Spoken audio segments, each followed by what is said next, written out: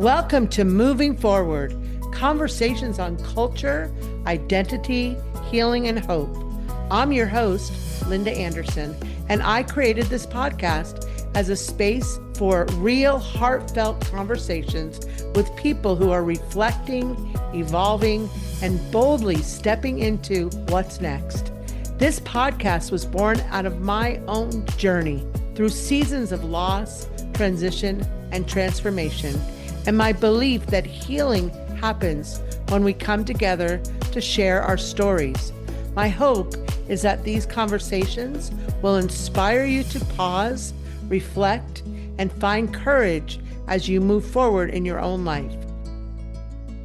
Today's conversation is especially meaningful to me because it's both deeply personal and profoundly inspiring. My guest is Dr. Kathleen Richardson, and Kathy and I first met many years ago as students at Alfred University in Alfred, New York. We were roommates for a year. Actually, we were suite mates and roommates for 2 years.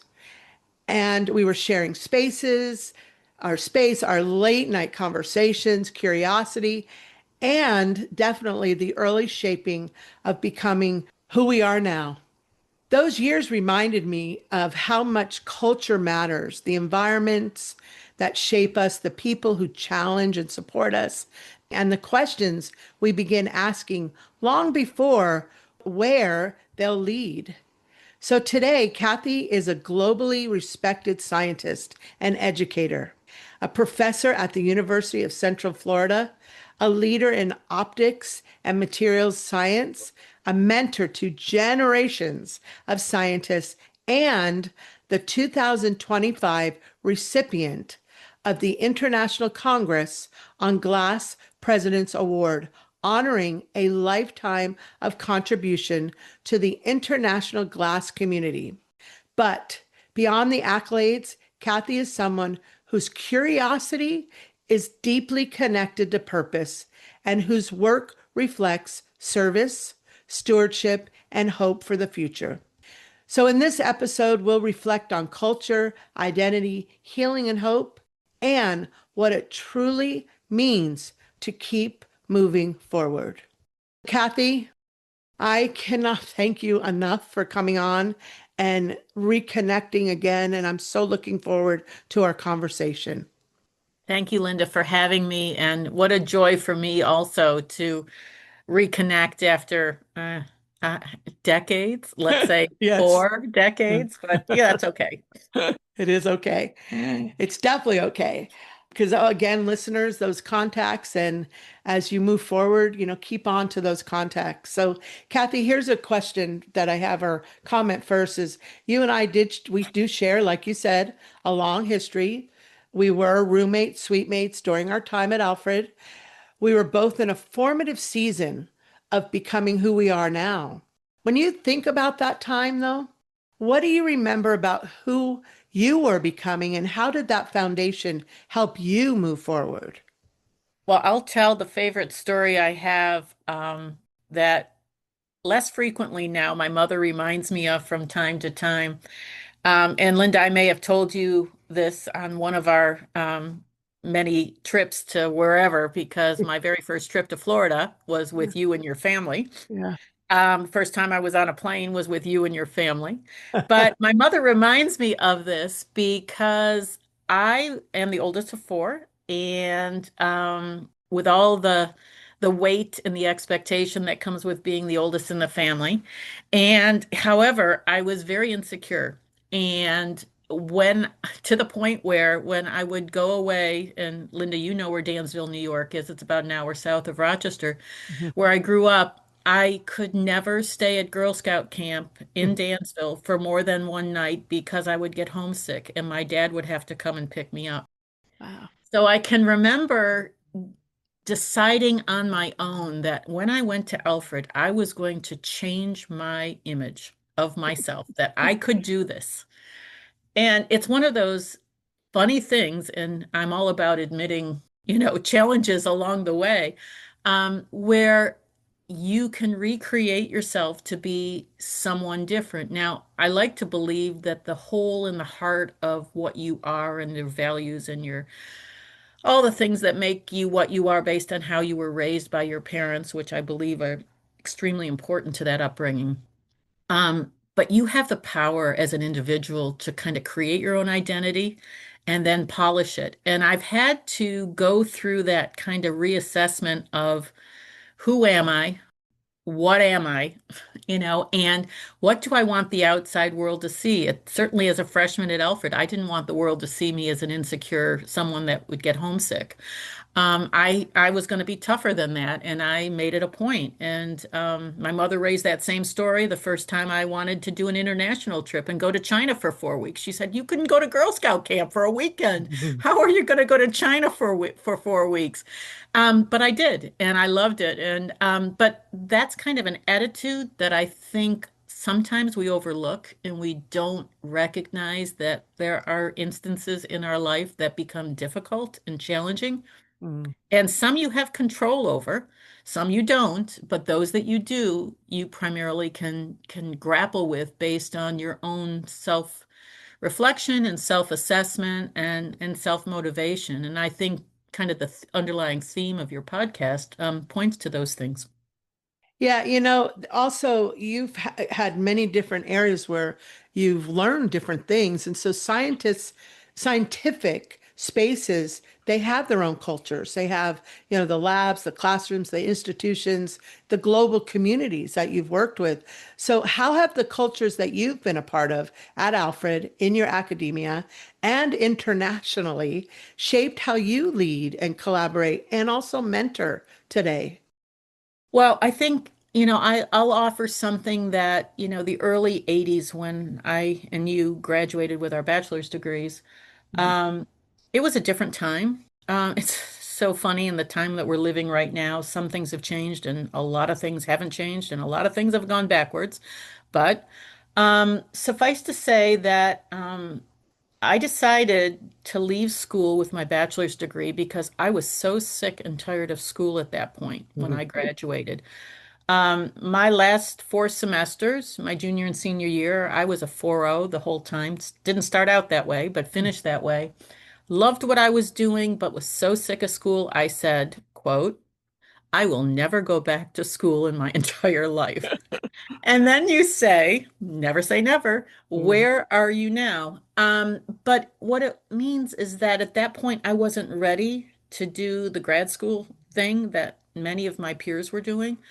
I needed really, I think, partially for my own reinforcement to say, this is going to help me develop and define who I am and what I want. And that issue of leaving as many doors open to you as possible throughout your career, and it's something that I've done multiple times, and it's one of the key things I tell my students. Don't make a decision that closes doors. Make a decision that leaves as many doors open as possible and test drive. The best thing about being an undergraduate researcher, if you've got a chance as an undergraduate student to do research in whatever your field is you're going to say, oh my God, I love this. I want to do this for the rest of my life. I can see this being a career, or oh my God, I hate this. And I am so glad I test drove it because now I'm not going to waste my time getting a master's or a PhD in this field because I know it's not really what I want to do. So in those early days, I was the only woman in the room. And it was hard because as much as I was born and raised in Rochester, New York, all my friends' parents worked at Kodak. I had taken optics summer courses and explorer courses at Kodak while I was a high school student. I thought I was going to get my degree, go to work in the field of optics, even though that wasn't, I was a ceramic engineer, but I took every optics course I could. And then I waited after I graduated for 9 months, because in 1982, it was a tough economic time to get my first job. And I was so blessed and so fortunate to be hired at the University of Rochester as an engineer by a U of R alum who only had hired optical engineers into his group as a research engineer, just as an engineer. And I remember thinking, oh my God, I don't know if I can do this. He made me come for 3 interviews because Wow. he couldn't believe that a ceramic engineer knew anything about optics. And long and short of it is, he hired me. He was the best boss I've ever had. Mhm. I worked for him for almost 8 years, and by the time I left, I was supervising his PhD students, even though I didn't have a PhD. And that was really the opportunity that said, A, I can do it in this environment, which was largely male. Only my whole group was male. The only other technical woman was in the lab next door to me. Her name is Donna Strickland. Google her because she got the Nobel Prize in physics several years ago. Mhm. Um, she and I were it, but you forced yourself, and I tried very hard and continued to all the way through my career to create what was unique about me that brought value to this organization. And I had to teach people what I did so that they could say, oh, yeah, I guess we need a person like that here. So U of R was the first chance to do it. It gave me an opportunity to test drive. This is what I want to do. But by the time I left in 88 to come back to Alfred for my PhD, I said, I think I want to be a teacher. Mhm. I want to get a degree. I need a piece of paper to do that. I want to test drive it. And I think this might be my next step. I had job offers, I could have gone other places, but I really thought, no, if I need to do this, I need to have this piece of paper and this experience to document that. So the culture I've had to work in has evolved, but it keeps coming back to what do I need to convince myself I am what I want myself to be and have the skills I want to be. So those experiences really grew me to say what I didn't want, but also to help focus what I did want. Yeah, I want the listeners to get a little bit more bio too about when you said that you were, the engineer 4.0. So our suite mates, so and I was one of them. I was in a suite with all people going into engineering it was a ceramic engineering college, but I was a business major. So here's the 4.0 people in my suite, and there was me, the business major who was, okay, I got to get out of college. So I wanted to share that because the other thing you brought up is how our identity changes as we Mhm. get put in different parts of our journey. So identity does evolve over time, which is what you were talking about. So how has your identity as a scientist, an educator, a leader, and a woman in STEM shifted as you've moved forward through different chapters of your life? Yeah, and Linda, the way you phrased that question was so important because it does indeed change. Um, so fortunately, by the time I finished my PhD and decided to take a postdoc with the Navy, which I conveniently managed to engineer so that I could co-locate with my then husband, who had taken a position as a faculty member at Central Florida here in Orlando. Um, Mm. which at the time UCF wasn't hiring. So I got this research fellowship with the Navy that they allowed me to do on site in Orlando long enough for them to have a search that they then subsequently hired me into my professor role.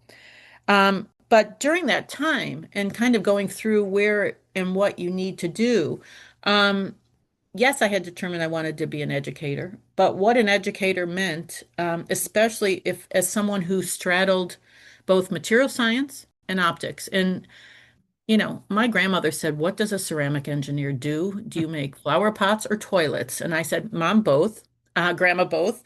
But by the time you get into graduate studies or graduate teaching, for example, there's not a lot of us out there. And one of the reasons I've been so fortunate is I trusted my discipline. I trusted my unique background.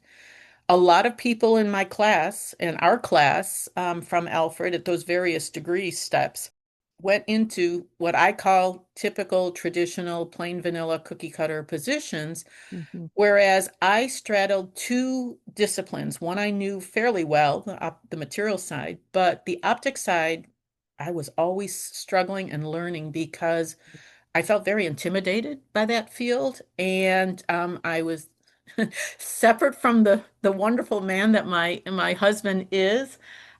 He's an expert. He's a laser physicist. So I could always cross-check what I thought I knew versus what I really knew to make sure I wasn't overestimating or underestimating how I could potentially have an impact in our field. And fortunately for me, there's not a lot of people in the world that do what I do. And so that's one way to become the best. But it's trusting yourself, seeing value in what you do, even in those days when some people don't necessarily understand it well enough to say you have value. Um, Eventually they come around, but sometimes you have to kind of bring it down to a level that they can appreciate. And whether that is, Nobel laureates, or whether it is the parents of one of your prospective graduate students who they're really focused on what type of job can my young person get when they finish doing research with you. It doesn't matter who you're talking to. You have to be able to convey the information in a way that's digestible. And I think that's one of my strengths, and that's one of the way I've been able to bridge this straddling of disciplines that really has led to a lot of our success that our team has realized. So you were talking a little bit, all the different avenues that you went, and scientifically or scientific discovery, it often involves failure and revision and long stretches of uncertainty. But how have you learned to navigate disappointment or challenge in ways that were not just productive, but they were healing? Yeah, and failure is a really important part, especially in these days when so many young people have gotten all their blue ribbons and trophies for being the best and exceptional and excellent and whatever they're doing. And not to take away from those accomplishments, Mm-mm, but most of us are not perfect. And mm-mm, most of us are not exceptional. I am very proud when I sit down and mentor my newly arriving graduate students or even my undergraduates to say, you know what? I failed my PhD. I worked for almost 8 years. Um, I came back after working those years, was told at Alfred I had to take my PhD qualifying exam within the first semester, and I failed it. mm-mm, I know why I failed it. Part of it was probably cockiness on my part that I knew a lot and I was automatically going to pass. But part of it was the other side of the coin was the professors who write the questions are the ones who have taught those classes. So if you've taken classes from them, you know them and you know the questions that they ask. Suffice to say that failure is an incredibly important part of being excellent. Um, because it forces you to stop. In my case, after I cried for 3 days, and my advisor said, you can either decide to do this or you can. He was tough love with me, which was wonderful. But at the end, I took it again the next semester and I aced it. And nobody had ever aced the PhD exam. So the point was, it was telltale to myself once again of, is this something I really want and am prepared to work for? So failure is so important. Um, and as you've noted, I have gone through many different test drives in my career. I've worked in industry, I've worked part-time for national labs. I thought I wanted to be a VP of research. I've flirted with academic upper administration. Um, and sometimes things present themselves as opportunities, and you want to see if you really want to do this. And sometimes the decision is made for you. And whereas it sometimes feels like a failure, many times once you get over the sting or the personal affront, if you feel like you've been insulted based on something you know or you think you know, 9 out of 10 times, it's usually a really good outcome. And so, failure at the time, usually, if you trust yourself, translates into success downstream. Because many things that I'm doing right now, I never would have done if some of these other opportunities had come through for me. So appreciate you sharing all these different experiences because it helps the listeners and myself too that you are moving forward and different experiences help you move forward. But how did those experiences shape the confidence and clarity that you carry today? Well, separate from it helping solidify my own self-confidence in living in this world, which has less is a little bit more diverse now. There's more women. And, I survived a lot of that by finding and reaching out and becoming very close friends and collaborators with many of the other leading women in my field. But I think it's really important because those are the experiences that you translate, in my case, to my students. And we were talking before we started about the fact that, my students and my formers, as I love to call them, who are now, depending on their age, almost as gray as I am.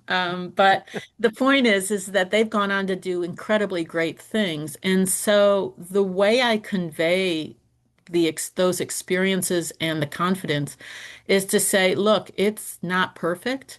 I'm not perfect, but I have a track record. And I can sell you all day long on how great it is to work in my group. Don't talk to me. Talk to my former students. Talk to Mm-hmm. your classmates in my lab. Talk to people who have taken my classes because you have to decide that you and I are aligned in the philosophy and the attitude of what hard work means in this particular field. And I can guarantee you, if you stick with it and do a good job, your outcome will be just as wonderful as so many of these other formers that I thankfully work really hard to stay very close to and maintain contact with because I can pick up the phone to any one of them and say, I have a student who needs some advice. Would you be willing to talk to them? And thankfully, not only are they brilliant, what I call book smarts people and have done great in their own technical careers, but they have maintained a lot of those soft skills that I like to say I hope I impart on them. Many of them have those values and morals coming from their home, how they were raised. But, being a scientist or an engineer and teaching the values and the what the shortcuts are and how to have integrity with what you do and how to be credible and honest. You think those are slam dunk values, but there's times when some people feel they need to do shortcuts. And so it's the culture, it's the values, it's the confidence in knowing that, I didn't shortcut or that those are the things that's hard. But if you stick to your guns, that's what builds your reputation. And you got to trust in me because I'm your advisor. It's my responsibility to make sure that you have those skills and hard skills and soft skills to go out and be successful. And, I now have a track record of fantastic products that I have been able to put out over the decades. And I'm extremely proud of that. But it doesn't come automatically. You have to kind of make sure that especially if you're teaching, that it's not BS, it's real, it's legitimate with all of the uh, glossy patina removed so that they can see the good, the bad, and the ugly of all of it. Kathy, from our journey together too, and I know it's never stopped because of everything you've done. We're always very curious. So curiosity has definitely been a lifelong companion for you. So my wonder is what role does curiosity play in sustaining hope, but especially during demanding seasons of research, leadership, and global responsibility? Well, I think one of the biggest things that have helped me, um, because as I mentioned, what I do is very niche and it's very narrow in the scope of optical materials, and that in itself is kind of small in material science. Um, but I think what has really helped me after I educated myself within the optics community and where I fit in, but since there's so few of us, to figure out where I fit into the global environment. And the global component of my life has really been very instrumental in kind of defining and helping me stay grounded. Um, I was very, very fortunate that my very first PhD, excuse me, my very first postdoc, who I had before I even got tenure. So this young man has gone on to do great things in his career, but I think back and I'm like, I wasn't a very good postdoc advisor because I barely knew what I needed to do to get tenure. And here you were expecting me to mentor you. He went on to do great things. He got his PhD at the University of Bordeaux, and fortunately for me, he also shared a lot of my values on education and training, which at that time hadn't really happened a lot for undergraduates or even pre-master's level people in Europe, in France in particular.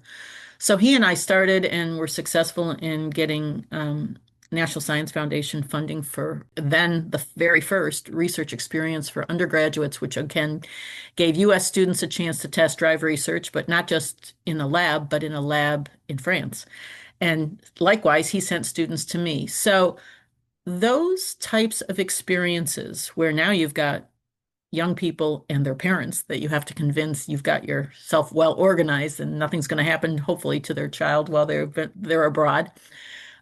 Those are the things that really help keep you focused on priorities, on your values, on your culture, on your role of responsibility.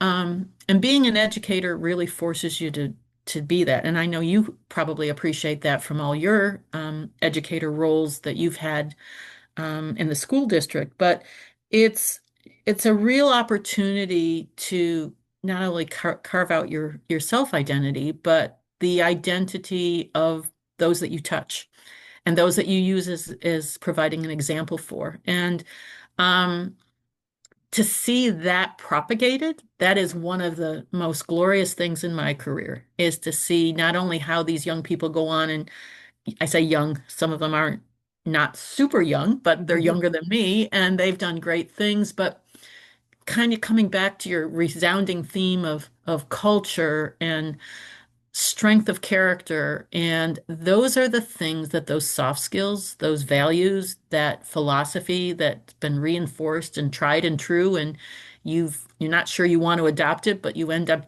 adopting it, and it goes on to pay dividends for yourself as well as those around you. And they pay it forward. And that pay it forward part is really, really important. And I'm really proud when I look at some of the things that my formers have done in that regard.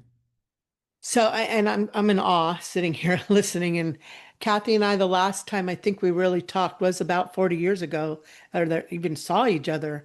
But we graduated in 1982, and you've accomplished more. I mean, if anybody Google Dr. Kathy Richardson, and you'll see the long accomplishments. So you were recently honored with the International Congress on the Glass President's Award. So it's recognizing, and I want to pull out this keyword, a lifetime of contribution. So as you look ahead, not back, what gives you the greatest hope, though, for the future of science and the people entering the field? Well, first of all, I was deeply honored and humbled to receive it. And as I say to my husband, who you can appreciate, if you're a laser physicist, you're really smart. And I was always the B plus A student, kind of that borderline student. So I figured if anybody was going to get a Nobel Prize in our family, it would be my husband, not me.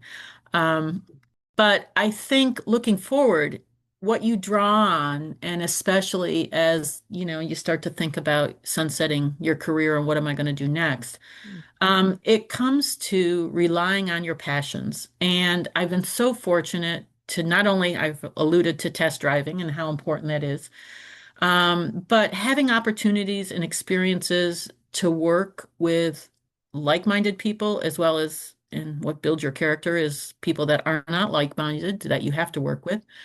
Um, but through my, presidency as president of the American Ceramic Society, through my international education things as part of my longstanding relationships with academic institutions in Europe and Asia, that network of colleagues and friends, and some that were very instrumental in the President's Award that you referred to, those are the things that give you the confidence to say, I can, what my next chapter is going to be, I can do a lot of different things.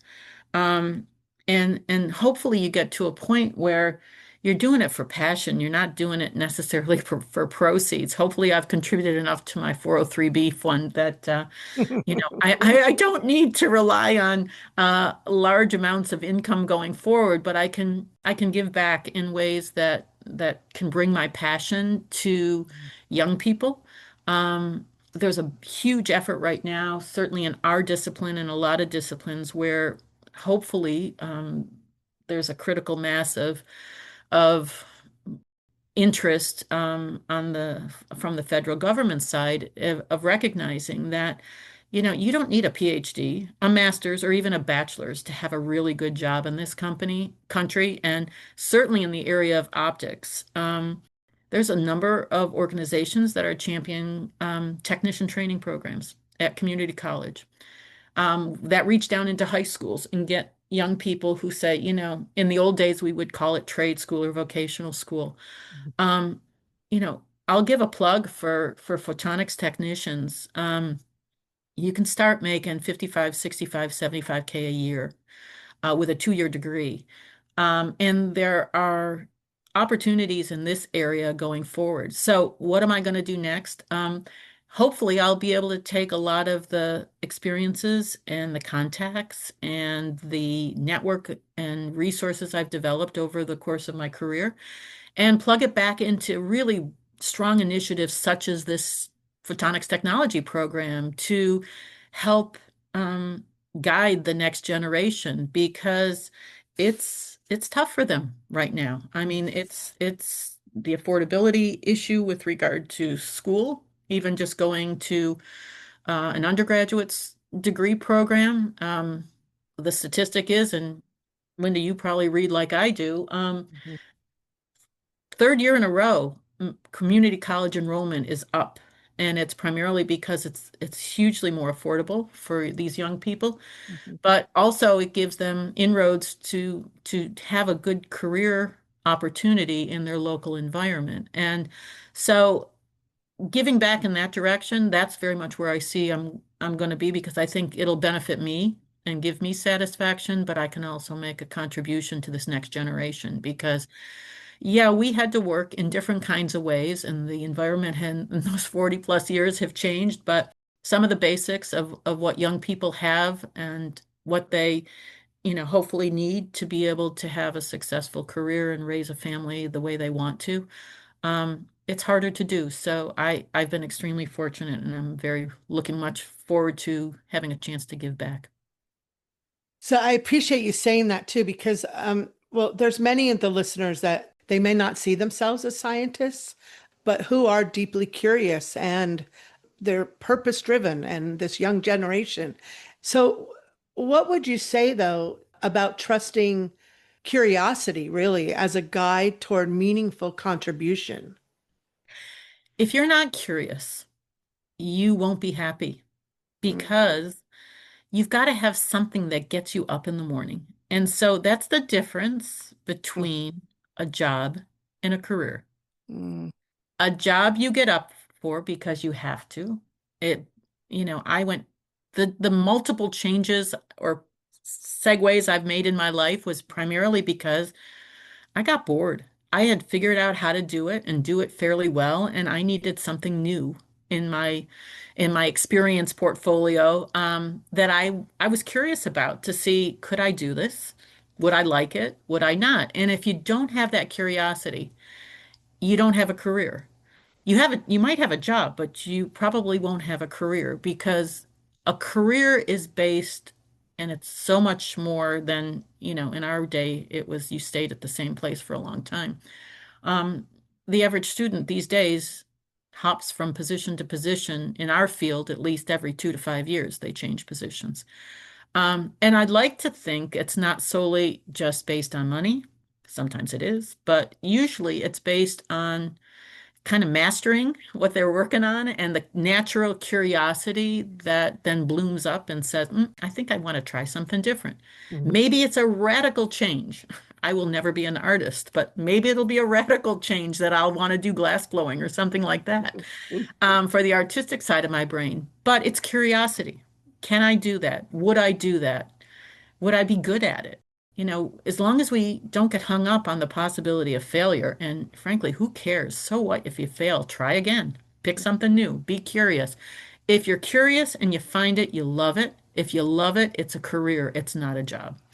And at the end of the day, that'll hopefully be something that you can do to allow you to have the resources you need to put food on the table for your family and have self-satisfaction so that you can, not only make yourself and your family happy, but pay it forward.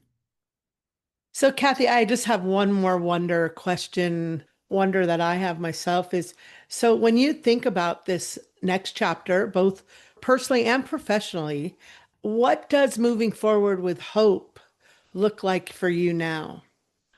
Well, you can appreciate there's a finite number of hours in a day, and if you look at what I've been doing for the last 40 years, I and my husband, we have spent an awful lot of time on our careers.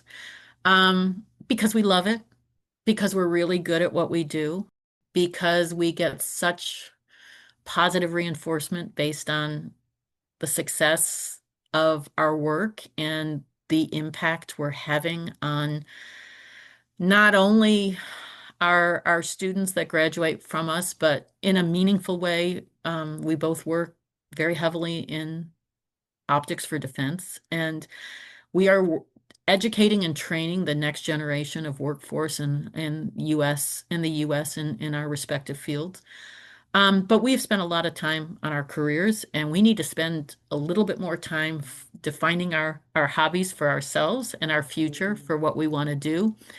Um, those of you that Google my husband, Martin Richardson, and see what he's done, he's not going to stop working anytime soon, but he will hopefully, with me, be able to refocus our energies, not only towards, having more time out in Montana to build a barn and ride horses and whatever he wants to do out there. I don't really care. It'll be great just to be outdoors, but also to redefine how we want to support our community and give back. And so that's where my hope lies is, and I'm very much in that start of that transition process of what is it going to look like? What is it going to mean? How do we do that together so that we both get joy and we have some mutual joy separate from the work component of it, but in doing it and being present and thinking about all those things that become really important, but less on those that we mentor and a little bit more on ourselves. I'm sad that this is coming to an end because, and I'm hoping even to the listeners, I'll say this, that Kathy and I do stay in touch and remain in touch because Kathy, I want to thank you so much. Oh, first for your friendship. Oh my goodness. Your leadership. I'm going to go back to friendship because I want listeners to understand that your contacts you make in life, friendship is critical. And I think Kathy and I had a bond and it continued. Here we are 40 years later having this conversation. So Kathy, again, thank you for your friendship, your leadership, and the way you continue to pair curiosity with purpose. It's been so incredibly meaningful to reflect together on where we started and the impact, though, that you continue to have on people and the world. Your story reminds me that culture shapes us, that identity evolves us, and that healing is a part of growth. And that hope lives in learning, mentorship, and service. And what a great thing to bring out on Dr. Martin Luther King Jr. Day. To the listeners, thank you for joining us. I invite you to pause, breathe, reflect on your own journey and the environments that shaped you, the challenges that refined you, and the curiosity that may be calling you forward. If this episode did resonate with you, please subscribe, leave a review, and share it with anybody who believes in the power of learning, connection, and hope. Thank you for listening and taking the time to reflect on your own journey.